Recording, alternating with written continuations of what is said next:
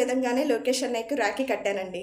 అక్కడ నేనిచ్చిన ప్లాంట్, అలాగే గిఫ్టు, రాఖీ అలా ప్రతీదీ మీకు నేను వీడియోలో చూపిస్తాను చూడండి. అలాగే అక్కడ నేను ప్రజా దర్బార్‌లో మీడియాతో కూడా మాట్లాడాను.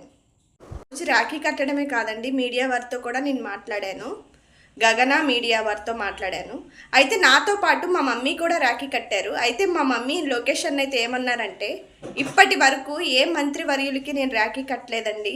మీకే నేను రాఖీ కట్టాను. అది నా అదృష్టంగా భావిస్తున్నాను అని అనగానే లోకేష్ అన్నయ్య ఏమన్నారో తెలుసా? అది నా అదృష్టం అమ్మా అని చెప్పి తనను తాను ఎంతగానో తగ్గించుకున్నారండి.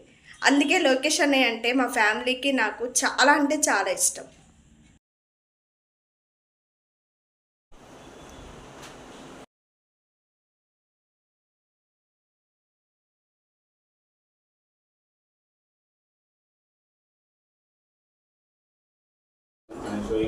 అవన్నీ మనకి